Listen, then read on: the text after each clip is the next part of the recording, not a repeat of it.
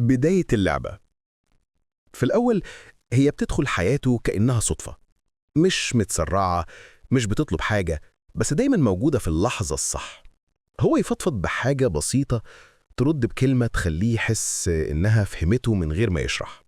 تضحك لما يضحك وتسكت لما يكون زعلان، كأنها نسخته الهادية اللي كان بيدور عليها وملهاش.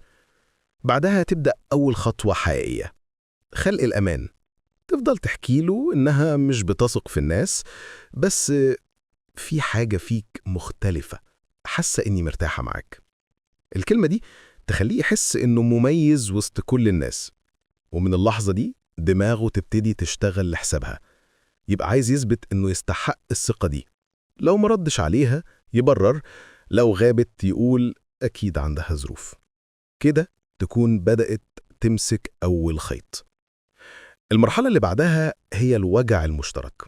تحكي له عن قصصها القديمة، عن اللي وجعها، عن اللي خانها. تحكيها بصوت هادي، يمكن فيها دمعة أو تنهيدة.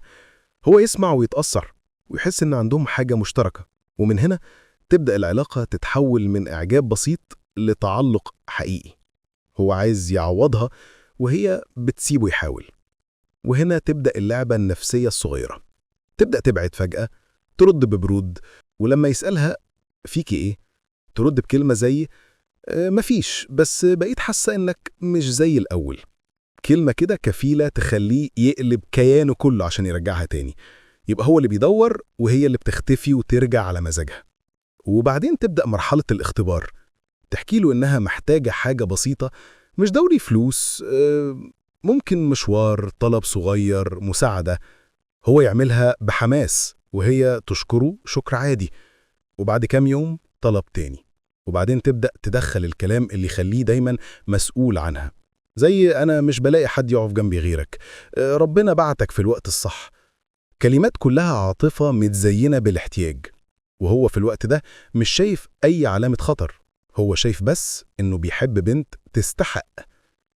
لكن الماكر الحقيقي مش في الكلام، الماكر في التحكم في التوقيت. كل مرة تحس إنه بدأ يبعد ترجعه بكلمة، كل مرة تحس إنه خلاص فهم تبعت له صورة أو وحشتني، فتخليه يرجع نقطة الصفر. وبعدين لما تتأكد إنها خدت كل اللي كانت عايزاه، اهتمام، دعم، حب، فلوس أحيانا، تبدأ تهدى وتقلل كلامها. يسألها مالك؟ ترد بابتسامة باردة، حاسة إننا بقينا مختلفين. ويوم ورا يوم تختفي كأنها ما كانتش هنا، وهو يفضل يدور في الأسباب من غير ما يعرف إنها كانت داخلة اللعبة بخطة من أول يوم. وده مش خيال، ده واقع بيتكرر كل يوم، واللي فاكر نفسه بيلعب في الحقيقة كان هو اللعبة.